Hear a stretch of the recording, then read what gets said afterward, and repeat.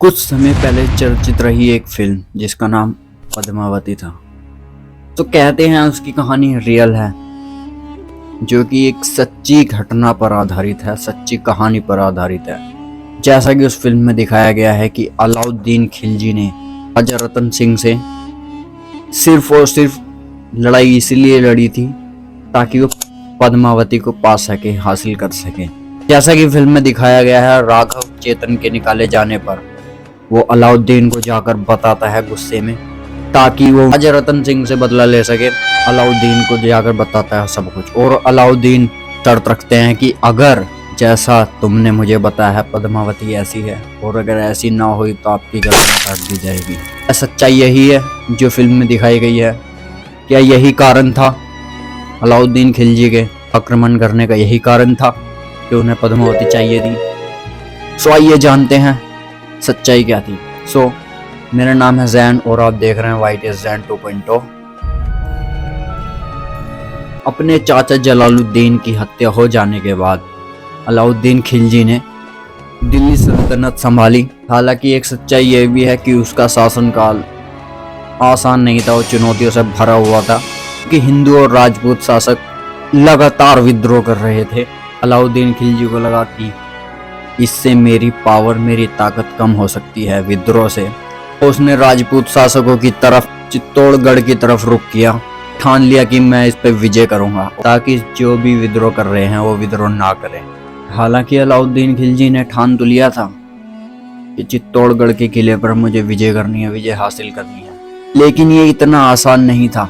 जब अलाउद्दीन खिलजी दिल्ली से चला तो उसे इस बात का अंदाजा नहीं था कि वो लड़ाई कितनी कठिन होने वाली है। उस चित्तौड़गढ़ के किले पर विजय पानी कितनी कठिन हो सकती है। तो जब खिलजी की सेना ने किले पर आक्रमण किया तो वो किले के अंदर जा नहीं पा रहे थे। वो इतना आसान कहीं से भी नहीं था जितना उन्हें लग रहा था।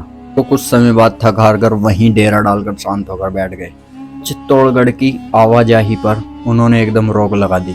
अलाउद्दीन खिलजी और अलाउद्दीन की सेना 6 महीने तक वहीं डेरा डालकर बैठी रही ताकि वो उन्हें अपना खौफ दिखा सकें और वो ताकि आसानी से विजय हासिल कर सकें उस किले पर। कुछ टाइम तक तो सब सही चला, लेकिन किले के अंदर ना खाना जा रहा था, ना खाना वहां से आ रहा था, क्योंकि अलाउद्दीन वहां डेरा डालकर बैठा हुआ था। ऐसे ही टाइम बीतता चला जाता है और किले में खाना भी खत्म हो जाता है, अनाज खत्म हो जाता है।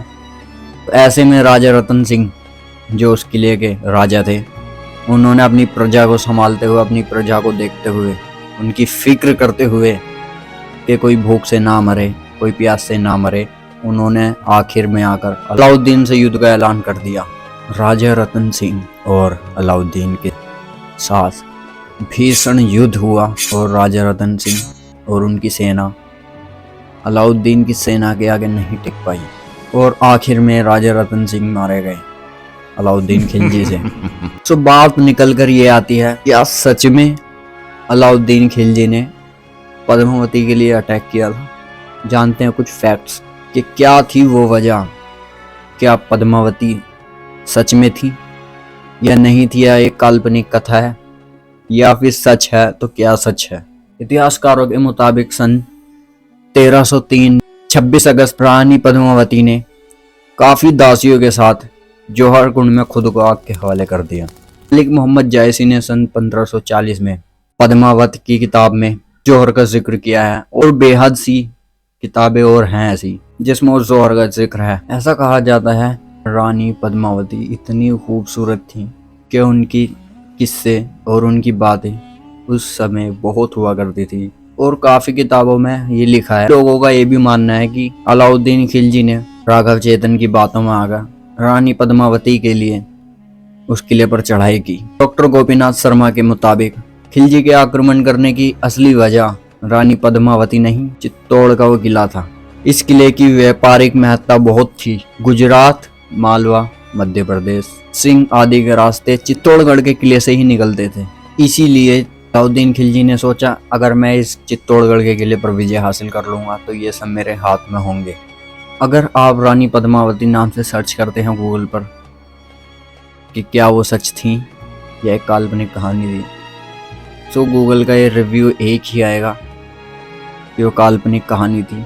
आज तक ये रहस्य ही है कि क्या पद्मावती सच में थी या एक काल्पनिक कहानी।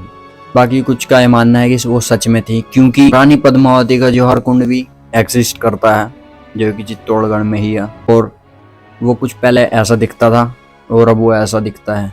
यहाँ जब खोज की गई तो यहाँ सोना निकला और राख निकली। वो सोना और वो राख उन्हीं दासियों की और रानी पद्मावती की हो सकती हैं। अंत में अलाउद्दीन खिलजी को कोढ़ हो जाता है और उनका आखिरी समय बहुत ही कठिनाइयों से निकलता है और 5 जनवरी 1316 ईस्वी में उनकी मृत्यु कोढ़ के कारण हो जाती है। अलाउद्दीन खिलजी का मकबरा कुतुब मीनार के परिसर में ही स्थित है।